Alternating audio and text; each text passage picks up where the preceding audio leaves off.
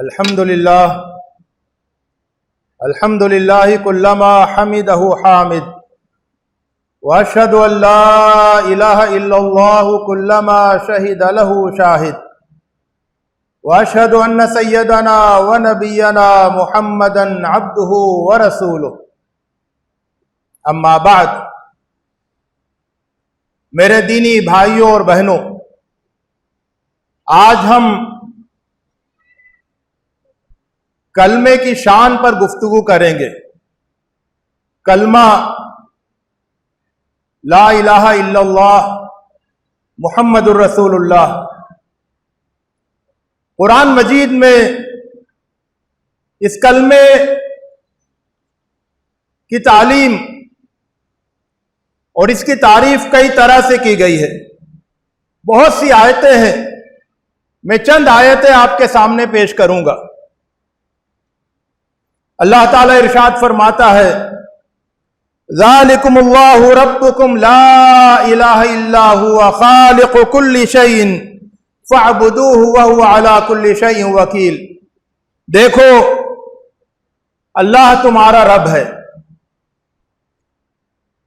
اس کے علاوہ کوئی عبادت کے لائق نہیں ہے، وہ ساری چیزوں کا پیدا کرنے والا ہے، اس کی عبادت کرو، وہ ہر چیز کا نگراں ہے، ہر چیز کا ذمہ دار ہے۔ وَمَا أَرْسَلْنَا قَبْلَكَ مِن رَّسُولٍ إِلَّا نُوحِي إِلَيْهِ أَنَّهُ لَا إِلَٰهَ إِلَّا أَنَا فَاعْبُدُونِ۔ اے محمد، آپ سے پہلے ہم نے جتنے رسول بھیجے ہیں ان میں سے ہر رسول کے پاس یہ وحی بھیجی ہے، یہ پیغام بھیجا ہے کہ کوئی عبادت کے لائق نہیں ہے سوائے میرے، تو اس لیے میری عبادت کرو۔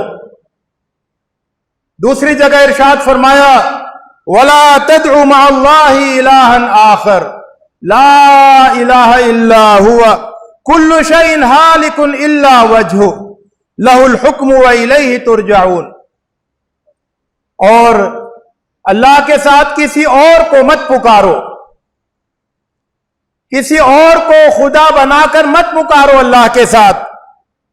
اللہ کے علاوہ کوئی، اس کے علاوہ کوئی عبادت کے لائق نہیں ہے۔ ہر چیز فنا ہو جانے والی ہے، ہر چیز ختم ہو جانے والی ہے سوائے اس کی ہستی کے۔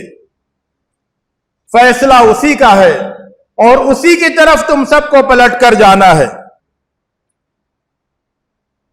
شہید اللہ انہ لا الہ الا ہوا والملائکۃ واولو العلم۔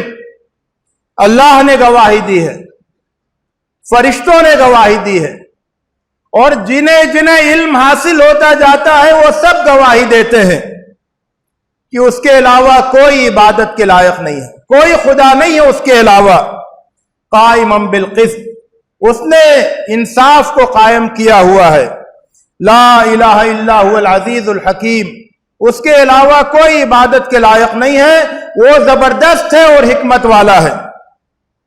فَاعْلَمْ أَنَّهُ لَا إِلَٰهَ إِلَّا هُوَ وَاسْتَغْفِرْ لِذَنبِكَ۔ جان لو، یہ علم حاصل کر لو کہ اس کے علاوہ کوئی عبادت کے لائق نہیں ہے، اور اپنے گناہوں کی معافی مانگو۔ اللہ لا الہ الا هو لہ الاسماء الحسنی، وہ اللہ ہے، اس کے علاوہ کوئی عبادت کے لائق نہیں ہے، اس کے اچھے اچھے نام ہیں، بہترین نام ہے۔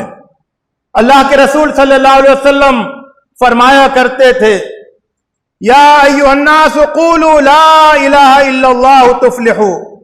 اے لوگو، اے انسانوں، کہو لا الہ الا اللہ، تم کامیاب ہو جاؤ گے۔ اللہ کے رسول صلی اللہ علیہ وسلم نے حضرت معاذ کو یمن کی طرف بھیجا تو انہیں یہ ہدایت کی کہ اول ما تدعوہم الیہ شہادت ان لا الہ الا اللہ وان محمد رسول اللہ۔ سب سے پہلے جس چیز کی تمہیں دعوت دینا ہے، انہیں جس چیز کی تمہیں دعوت دینا ہے وہ ہے یہ گواہی کہ اللہ کے سوا کوئی معبود نہیں ہے اور محمد اللہ کے رسول ہیں۔ تو یہ جو لا الہ الا اللہ ہے، یہ جو کلمہ ہے کہ اللہ کے سوا کوئی الہ نہیں ہے، کوئی معبود نہیں ہے، کوئی اس کے سوا خدائی کی طاقت نہیں رکھتا ہے، خدائی کا مقام نہیں رکھتا ہے، یہ نغمہ اس کائنات کا نغمہ ہے۔ حضرات، یہ جو کائنات ہے جس کے ایک سیارے میں ہم رہتے ہیں، یہ کائنات بہت بڑی ہے، اور یہ بڑی کائنات اللہ کی وحدانیت کی گواہی دیتی ہے، اس کلمے کا نغمہ گنگناتی ہے۔ آج صبح میں نے اپنی معلومات کو اپڈیٹ کرنے کے لیے ایک اے آئی کے ذریعے سے یعنی ڈیپ سیک سے پوچھا کہ یہ بتاؤ کہ یہ کائنات سائنسدانوں کے اندازے کے مطابق کتنی پرانی ہے؟ تو اس نے کہا کہ سائنسدانوں کے اندازے تو بہت سارے ہیں، لیکن اب تک کا جو سب سے معتبر اندازہ ہے، جسے بگ بینگ تھیوری کہا جاتا ہے، اس کے مطابق یہ کائنات 13.8 ارب سال پرانی ہے، 13.8 بلین سال پرانی۔ تو میں نے اس سے پوچھا کہ یہ کائنات کتنی بڑی ہے؟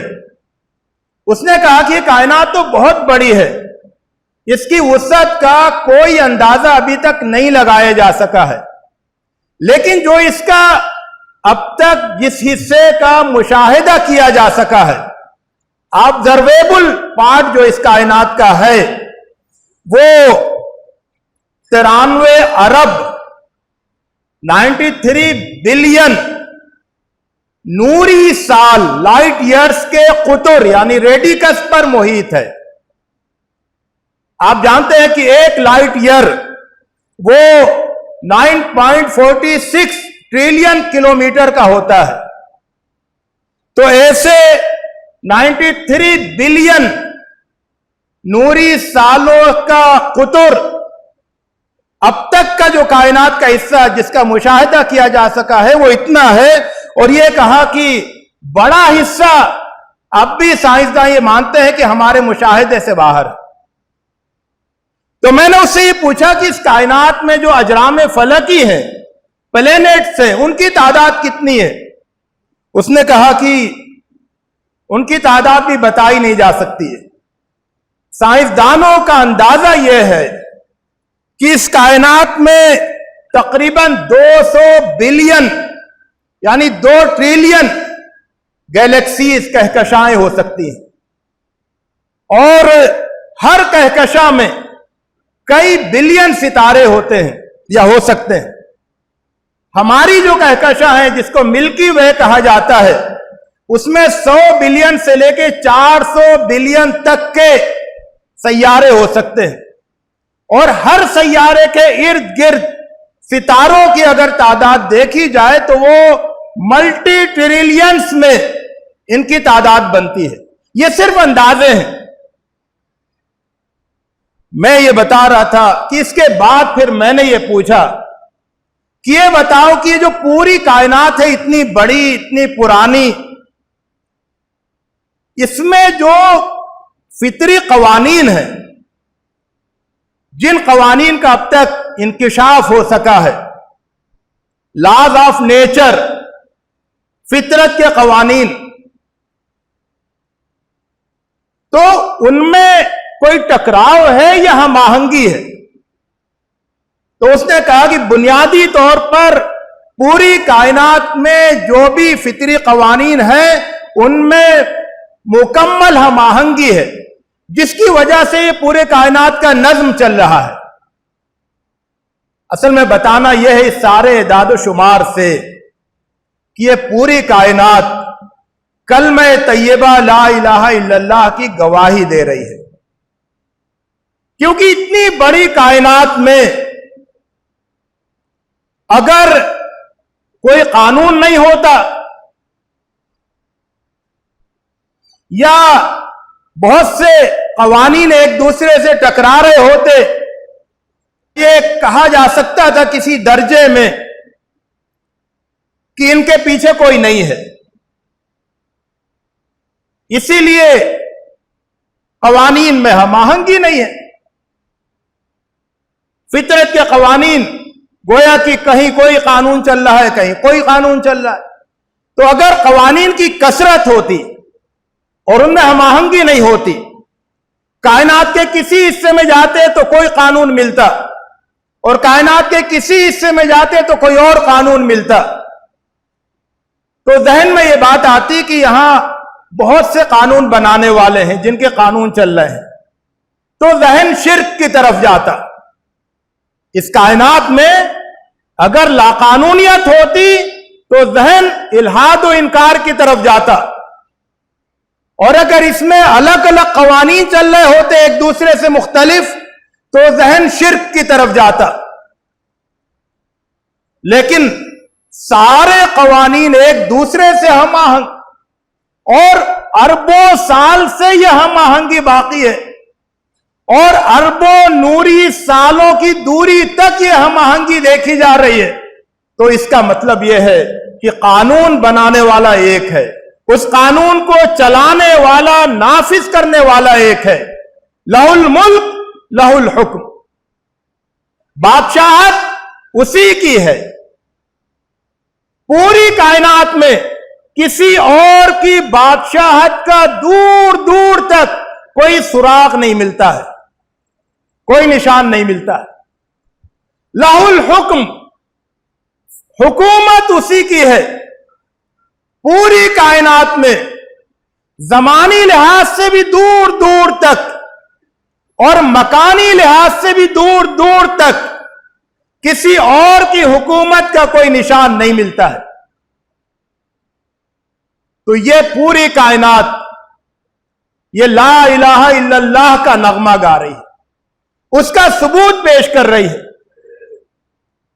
جو لوگ خدا کا انکار کرتے ہیں وہ بہت ہی مضحکہ خیز قسم کی احمقانہ بات کرتے ہیں، اور جو لوگ خدا کے ساتھ دوسری ہستیوں کو شریک ٹھہراتے ہیں تو وہ بھی بہت ہی زیادہ مضحکہ خیز قسم کی احمقانہ بات کرتے ہیں. وہ بات جس کا ثبوت پوری کائنات دے رہی ہے وہ ایک اللہ کی حکمرانی ہے، لا الہ الا اللہ. تو اس پوری کائنات میں کہیں بھی کفر و الحاد کے لیے کوئی ثبوت نہیں ہے، اور اس پوری کائنات میں کہیں بھی شرک کے لیے کوئی ثبوت نہیں ہے، ادنا سا بھی ثبوت. اور یہ پوری کائنات ایک مالک، ایک حاکم، ایک خالق، ایک پروردگار، ایک چلانے والے کی گواہی دے رہی ہے.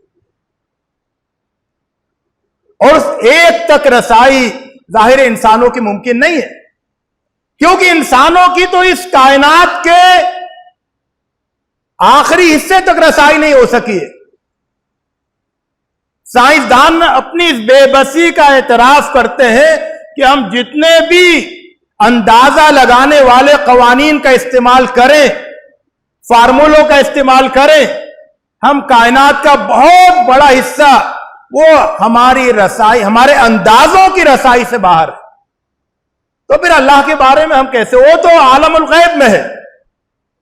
لیکن اللہ تعالیٰ کا جب فیصلہ ہوگا، جب اللہ تعالیٰ ہمیں اس کائنات سے اٹھا کر باہر لے جائے گا، تو پھر اللہ تعالیٰ کے بارے میں جاننا اور راست علم حاصل کرنا،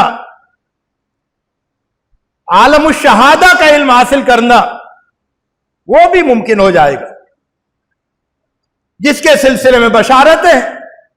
تو یہ جو کلمہ ہے یہ علم و معرفت کا کلمہ ہے.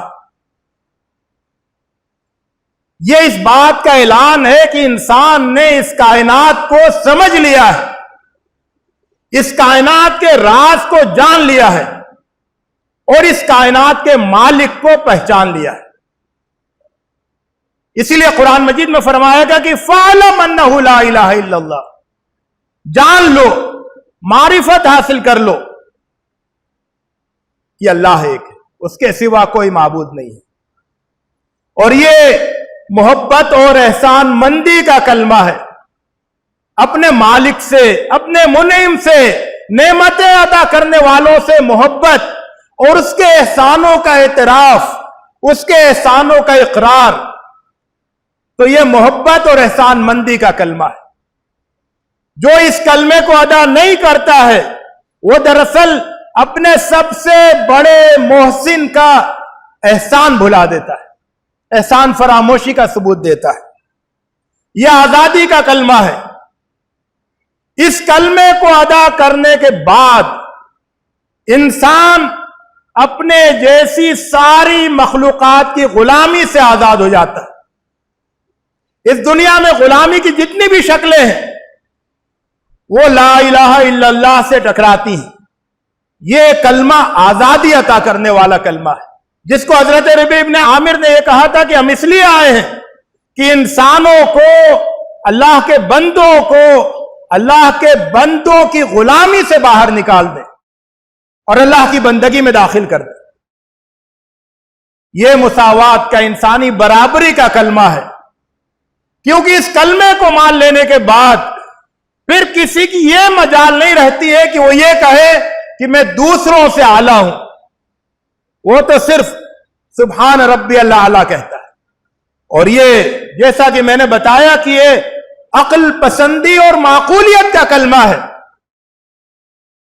اتنی بڑی کائنات میں خدا کا انکار کر دینا یہ عقل کے خلاف ہے.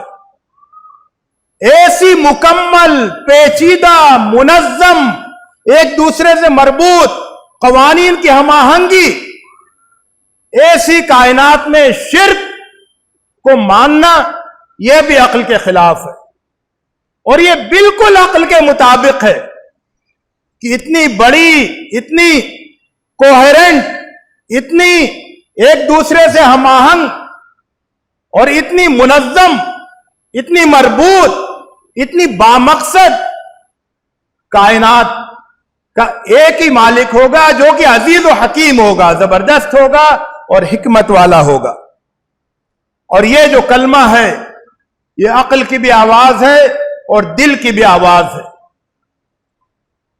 انسان کی جو محبت کرنے کے جذبات ہیں وہ بھی اس کلمے سے ادا ہوتے ہیں اور انسان کی عقل کو بھی تسکین ملتی ہے. ورنہ انسان کی عقل بھٹکتی رہتی ہے، درماندہ رہتی ہے. تو یہ ایک کلمہ ہے، پوری کائنات کا کلمہ. اس کلمے کو سارے انسانوں کا کلمہ ہونا چاہیے کہ سارے انسانوں کے رب کا کلمہ ہے، سارے انسانوں کے پیدا کرنے والے کا کلمہ ہے، سارے انسانوں کے مالک کا کلمہ ہے، سارے انسانوں کے آقا کا کلمہ ہے. تو جو اس کلمے سے اعراض کرتا ہے، جو اس کلمے کا انکار کرتا ہے، وہ دراصل اپنے مالک کا انکار کرتا ہے. اگر وہ ناواقفیت کی وجہ سے کرتا ہے تو یہ اس کی نادانی ہوتی ہے، اور اگر وہ جان بوجھ کر کرتا ہے تو یہ اس کی سرکشی ہوتی ہے. لیکن بہرحال انسانوں کو زیب نہیں دیتا کہ وہ اس کلمے کا انکار کرے. اس کلمے کے علم کو، اس کلمے کی معرفت کو، اس کلمے کی تعلیم کو زیادہ سے زیادہ عام کرنا چاہیے. ہمارے اسکولوں میں یہ تو پڑھایا جاتا ہے کہ یہ یونیورس، یہ کائنات کتنی پرانی ہے. یہ بھی پڑھایا جاتا ہے کہ یہ کتنی بڑی ہے. یہ بھی پڑھایا جاتا ہے کہ اس میں کیا کیا قوانین کار فرما ہے. لیکن یہ نہیں پڑھایا جاتا کہ یہ کائنات کلمہ طیبہ کی گواہی دے رہی ہے. یہ کائنات اپنے رب کی نشانی ہے. یہ کائنات ایک خالق، مالک، حاکم کی نشانی ہے. یہ نہیں پڑھایا جاتا. یہ علم، یہ سب سے ضروری علم ہے. یاد رکھیے کہ کلمے کی تعلیم، ہمارے ہاں جو کلمے کی تعلیم ہوتی ہے وہ کلمے کو رٹانے کی تعلیم ہوتی ہے. کلمے کو رٹا دیا جاتا ہے، کلمے کا مطلب سمجھ میں نہیں آتا. چنانچہ جب اسکولوں میں الہاد پر مبنی نصاب تعلیم بچے پڑھتے ہیں، سائنس کی کتابیں پڑھتے ہیں، فزکس کی اور بایولوجی کی کتابیں پڑھتے ہیں، تو وہ کلمے کو یاد تو کیے ہوتے ہیں، رٹے ہوتے ہیں، لیکن چونکہ کلمہ ان کے دماغ پر حکومت نہیں کر رہا ہوتا ہے، دماغ کو روشنی نہیں دے رہا ہوتا ہے، تو وہ پھر پریشان ہو جاتے ہیں، ان کے اندر گمراہی کے بیج اور گمراہی کے جراثیم پلنے لگتے ہیں۔ تو یہ اس کلمے سے محبت کرنے والوں کی ذمہ داری ہے، نئی نسل کی کلمے کی تعلیم کا انتظام کریں۔ جو لوگ اسکول چلا رہے ہیں وہ اپنے اسکولوں میں کلمے کی کافی و شافی تعلیم کا انتظام کریں، اور جن لوگوں کے بچے ہیں والدین وہ اپنے بچوں کو کلمے کی حقیقت سمجھائیں، کلمے کی روشنی دکھائیں، اور جو عالم حضرات، جو حافظ قاری مولوی حضرات جو گھر گھر جا کر بچوں کو پڑھاتے ہیں، دینی تعلیم دیتے ہیں، وہ صرف الفاظ کو سکھانے اور الفاظ کو رٹانے تک محدود نہیں رہے، بلکہ وہ مطلب بتائیں، وہ کلمے کا مطلب بتائیں، وہ کلمے کو دلائل کے ساتھ سمجھائیں، کلمے کی روشنی ان کے دماغ میں بٹھائیں، کلمے کا اطمینان ان کو عطا فرمائیں۔ یہ ان کی ذمہ داری ہے۔ تو یہ ایک بہت بڑی ذمہ داری ہے جسے ہمیں ادا کرنا ہے، کلمے کو ان انسانوں تک پہنچانا جو انسان اس سے ناواقف ہے، ان لوگوں تک پہنچانا جو اس سے انکاری ہیں، اپنے دل میں اس کلمے کی محبت اور اپنے دماغ میں اس کلمے کی معرفت کو بٹھانا، یہ سب ہماری ذمہ داری ہے۔ اس کلمے کی شان بہت اونچی ہے، یہ کلمہ بہت عظیم ہے، ہمارا رویہ، ہمارا عمل وہ اس کی شان کے مطابق ہونا چاہیے، اس کلمے کی توہین نہیں ہونی چاہیے۔ یہ بات بتانا بہت ضروری ہے۔ ہم سب جانتے ہیں کہ کسی بہت ہی گہری سازش کے تحت، اس سازش کے پیچھے کون لوگ ہیں ہم نہیں جانتے ہیں، لیکن اس سازش کے تحت حالیہ دنوں میں اس عظیم کلمے کی توہین ہوئی۔ یہ اس کلمے کی توہین ہے کہ کسی کو بندوق کی نال پر کہا جائے کہ تم کلمہ پڑھو، اور نہیں پڑھے تو گولی مار دی جائے۔ یہ اس کلمے کی توہین ہے کہ کسی سے کہا جائے کہ کلمہ پڑھو، نہیں پڑھے تو اسے مار دیا جائے۔ یہ دوسرے الفاظ کے ساتھ دوسرے لوگ کریں تو یہ ان کا مسئلہ ہے، وہ ان کی اخلاقی سطح کا مسئلہ ہے، لیکن کلمے کی شان، کلمے کی عظمت وہ اسے گوارا نہیں کرتی ہے۔ تو جو کچھ بھی ہوا اس سے ہر مسلمان کو تکلیف پہنچی ہے۔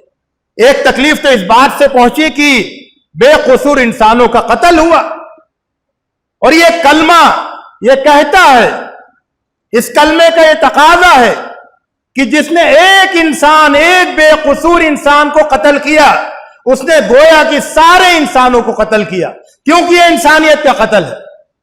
تو اس حوالے سے بھی ہر انسان کو تکلیف پہنچی، ہر مسلمان کو تکلیف پہنچی، لیکن جو کلمے کی توہین ہوئی ہے وہ مسلمانوں کی دل آزاری کے لیے، مسلمانوں کی تکلیف کے لیے کافی ہے، ان کے دل کو تکلیف پہنچانے کے لیے۔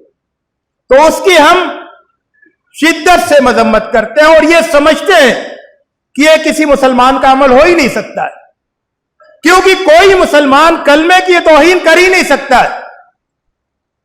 اللہ کے رسول صلی اللہ علیہ وسلم کی پوری حیات طیبہ دیکھیے، کہیں پر بھی اللہ کے رسول صلی اللہ علیہ وسلم نے کسی شخص کو اس بنیاد پر قتل نہیں کیا کہ اس نے کلمہ نہیں پڑھا۔ مدینے میں اللہ کے رسول صلی اللہ علیہ وسلم کے آخری وقت تک مدینے کے اندر ایسے لوگ رہتے تھے جو کلمہ نہیں پڑھتے تھے، جو کلمہ نہیں پڑھتے تھے، یہودی تھے اور مدینے میں رہتے تھے۔ اللہ کے رسول صلی اللہ علیہ وسلم نے ان کو قتل نہیں کیا، جنگ بدر کے موقع پر دشمن حملہ کرنے آیا، ان کے لوگوں کو قیدی بنایا گیا، جنگ ہوئی، جنگ کے نتیجے میں ان میں سے 70 لوگ قیدی بنے۔ وہ دشمن تھے، وہ حملہ آور تھے، وہ مدینے کو تباہ کرنے آئے تھے، وہ جنگی مجرم تھے، ان کو اگر قتل کر دیا جاتا تو وہ غلط نہیں ہوتا، لیکن اللہ کے رسول صلی اللہ علیہ وسلم نے ان کو قتل نہیں کیا۔ وہ کلمہ پڑھے بغیر مدینے سے واپس چلے گئے اور قتل نہیں کیے گئے، اور اس کی بے شمار مثالیں ہیں۔ قرآن مجید میں جگہ جگہ کلمے کی تعلیم دی گئی ہے، کلمے کی اہمیت بتائی گئی ہے، کلمے کی شان کا چرچا کیا گیا ہے، لیکن کہیں یہ نہیں کہا گیا ہے کہ جو کلمہ نہیں پڑھے اسے قتل کر دو، کیونکہ یہ تو محبت کا کلمہ ہے، یہ معرفت کا کلمہ ہے، یہ دل کی رضامندی سے ادا کیا جانے والا کلمہ ہے۔ جب انسان کا دل راضی ہو، جب انسان کو معرفت حاصل ہو جائے، جب انسان کو یقین کی روشنی اور اطمینان حاصل ہو جائے، تب یہ کلمہ زبان سے ادا ہوتا ہے اور تبھی اس کا اعتبار ہوتا ہے۔ یہ زبردستی سے پڑھائے جانے والا کلمہ ہی نہیں ہے۔ تو ہم اس کلمے کی تعلیم کو، اس کلمے کی دعوت کو، اس کلمے کی شان کو پوری دنیا میں پھیلائیں، اس کلمے کو بلند کرنے کو اپنی زندگی کا مشن بنا لیں، اور اس کلمے کو عام کرنے کے لیے اپنی زندگی وقف کر دیں، اور اس کلمے کی توہین کو کبھی گوارا نہیں کریں۔ اللہ رب العزت ہمیں اس کلمے سے تعلق اور اس کلمے کا حق ادا کرنے کی توفیق عطا فرمائے۔ اقول قولی ھذا واستغفر اللہ لی ولکم اجمعین واستغفروہ انہ هو الغفور الرحیم۔